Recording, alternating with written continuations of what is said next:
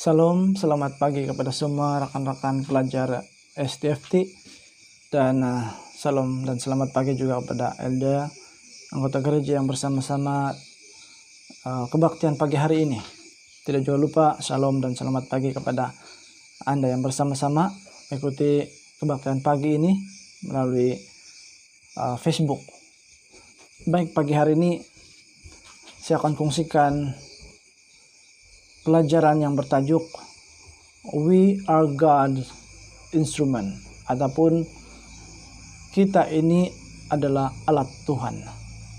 Saya suka untuk menceritakan, bagi memulakan renungan pagi kita pada hari ini, saya suka menceritakan satu cerita ataupun kisah benar tentang seseorang namanya Simon Birch. Simon Birch dilahirkan sebagai seorang manusia yang cacat. Ada yang berkata bahwa seorang yang cacat itu tidak akan hidup lama, atau seorang yang cacat itu tidak dapat melakukan apa-apa karena cacat. Tetapi apa yang berlaku pada Simon Birch?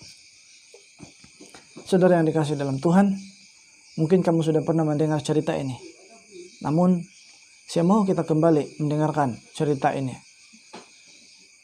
supaya kita melalui cerita ini, kita diberikan dorongan untuk melayani, bersaksi, ya, atau tepatnya kita sebagai alat Tuhan, menyampaikan kabar baik kepada saudara kita di luar sana. Secara ringkasnya, saudara yang dikasihi dalam Tuhan, Simon Birch dilahirkan cacat. Orang mengatakan bahwa dia ini kira-kira sebagai produk yang gagal, ya, sebagai produk yang gagal,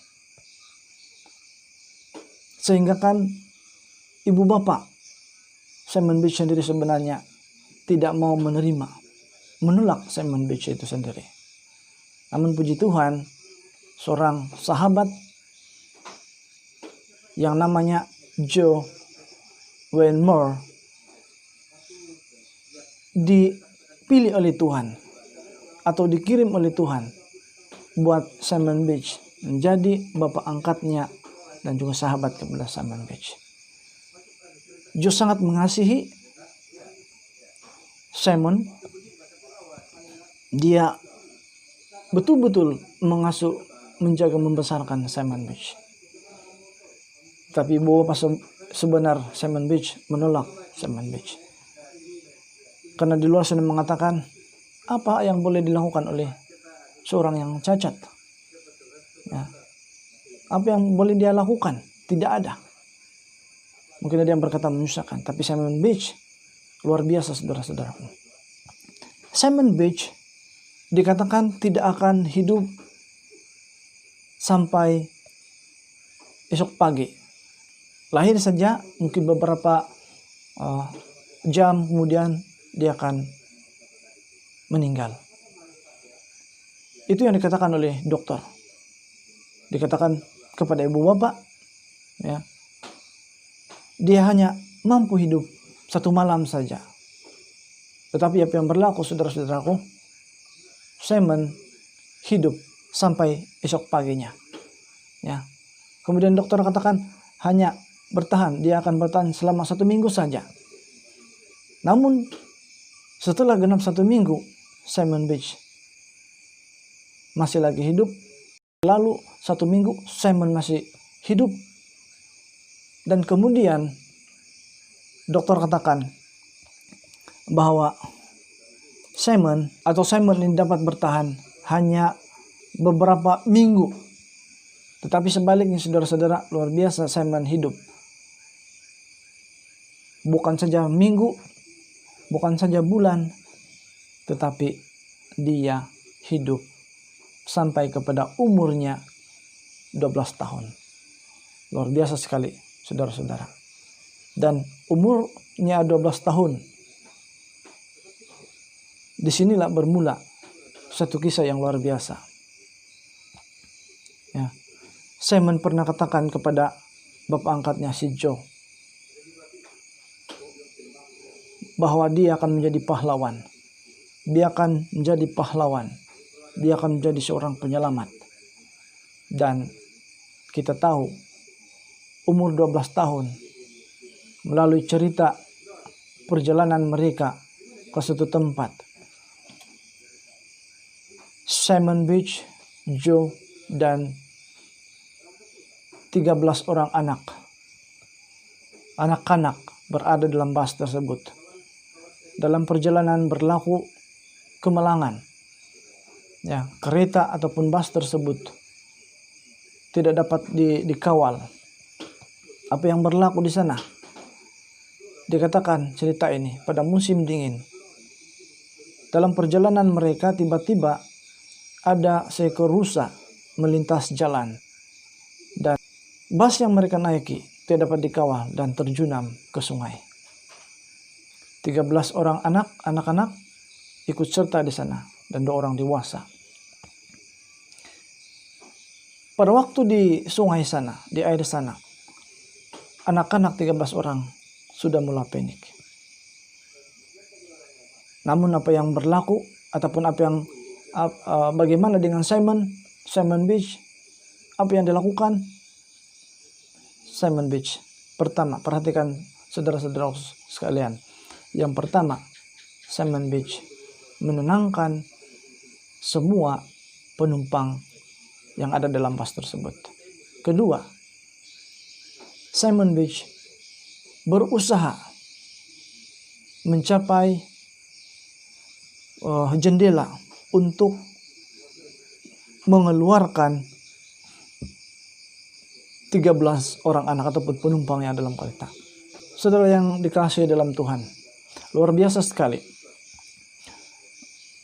Saat semua penumpang panik, Simon Beach tidak panik. Malah dia bertindak dengan bijaksana, dengan berani, dengan tenang. Apa yang dilakukan? Pertama, Simon Beach berusaha untuk menenangkan semua penumpang.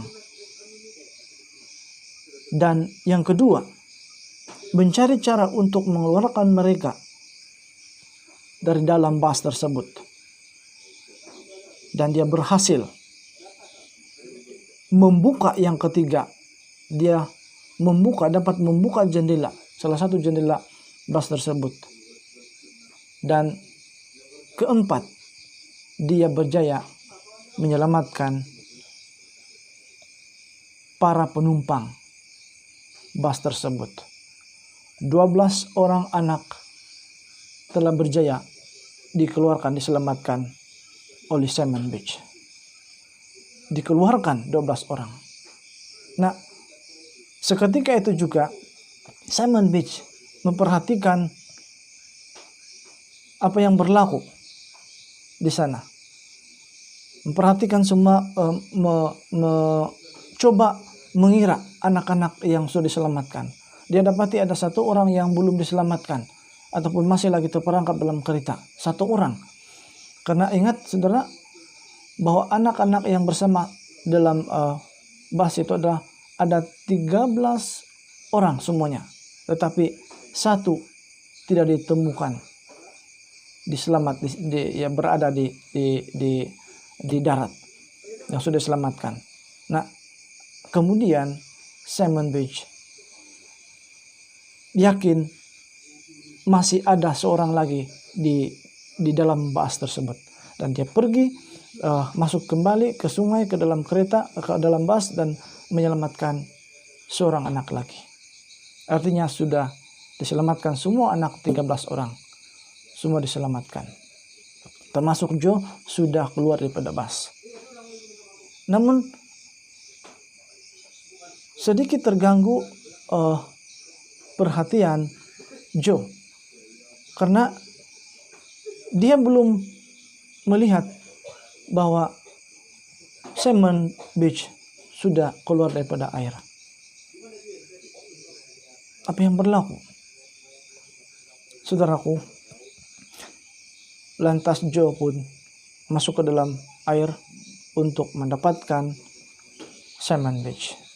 Simon Beach masih lagi berada di dalam bus tersebut yang sudah mulai tenggelam ke dalam air. Joe mendapatkan Simon Beach di dalam bus tersebut, mengeluarkannya, dan tanpa berlengah lagi Simon Beach dibawa ke hospital, ke rumah sakit, karena memerlukan rawatan. Mungkin juga Simon Beach sudah terminum air atau ya apa masalah yang lain. Simon Beach terlihat agak lemas. Sementara di hospital, sempat berkata kepada Joe, bapak angkatnya, sahabatnya, dan dia katakan seperti ini, mengatakan bahwa ia telah membuktikan ucapannya dulu, bahwa Tuhan telah menggunakan Simon untuk menjadi seorang pahlawan. Dan saat itu juga Simon pun mengatakan salam terakhirnya kepada Joe, dan ia meninggal sebagai pahlawan bagi 13 orang anak-anak normal yang diselamatkan. Wah, saudaraku, cerita Simon Beach ini sungguh luar biasa. Suatu keajaiban bahwa dia seorang cacat seperti yang kita lihat di dalam gambar ini. Simon Beach hanya duduk di atas kursi roda, dan kira-kira yang ada bersama dengan Simon Beach adalah Joe. Ya, luar biasa sekali. Tuhan telah memilih dan memakai Simon Beach untuk menyelamatkan 13 orang anak yang terlibat dalam kemalangan tersebut. Kemudian Simon percaya bahwa Tuhan memiliki rencana untuk kehidupan kita. Ya, kehidupan kita telah diatur sedemikian rupa oleh Tuhan, dan kita sebagai ciptaannya hanya perlu hidup dalam kehidupan kita. Baik saudara yang dikasihi dalam Tuhan, mari kita sama-sama bacakan firman Tuhan sebagai ayat inti renungan ini yang terdapat di dalam kitab Roma pasal yang ke-5 ayat 13. Firman Tuhan yang berbunyi, saya bacakan di sini. Dan janganlah kamu menyerahkan anggota-anggota tubuhmu kepada dosa untuk dipakai sebagai senjata kelaliman, tetapi serahkanlah dirimu kepada Allah sebagai orang-orang yang dahulu mati tetapi yang sekarang hidup, dan serahkanlah anggota-anggota tubuhmu kepada Allah untuk menjadi senjata kebenaran. Amin, saudaraku. We are God's instrument. Kita adalah alat Tuhan. Baik, berikut ini saya mau kita dengarkan kata-kata renubuat pula. Kata-kata daripada renubuat, buku yang saya baca adalah Elia Moden. Elia Moden. Tuhan mengutus Elia Moden. Muka surat 82 dan 83. Yang saya mau kita perhatikan adalah dalam muka surat 83. Tuhan akan memanggil pendeta-pendetanya untuk satu tugas khusus, untuk bangkit berdiri dan menegur serta menyampaikan pekabaran yang memberikan peringatan akan adanya bahaya yang menimpa umat Allah. Pekabaran itu adalah pekabaran kepada Laodikia yang merasa dirinya kaya, aman, dan mempunyai kondisi kerohanian yang tinggi. Nah, berikut ini. Oleh rahmat dan kemurahan Tuhan bagi umat yang sisa ini telah diberkati dengan limpah dalam perolehan dunia ini, dalam tugas yang direncanakan Tuhan bagi umatnya menjadi sarana dalam membawa kabar Injil keselamatan ke seluruh dunia. Nah, saya berhenti sampai di situ. Kita perhatikan tulisan ini memberitahukan kepada kita kita sebagai pendeta-pendeta ataupun pastor-pastor, malah sebenarnya firman Tuhan ataupun tulisan ini juga kepada para elders, anggota gereja semua. Karena kita adalah sama-sama Ilya Moden, yaitu pembawa kabar baik di zaman kita ini. Jadi Tuhan berikan tanggung jawab tugas kepada kita. We are God's instrument. Definisi tentang instrumen. Oke, nanti kamu boleh baca. Ada juga di dalam bahasa Inggris tentunya. Dan yang saya dapat terjemahkan, yang saya paham di sini adalah demikian. Definisi tentang instrumen. Seseorang atau sesuatu yang boleh digunakan untuk menjayakan sesuatu. Tugas, tanggung jawab. Dan sebagai satu kaidah untuk mencapai tujuan. Oke, demikian. Mungkin kamu lebih paham lagi apabila kamu membaca dalam bahasa Inggris yang terdapat di dalam gambar yang saya kongsikan juga di sini.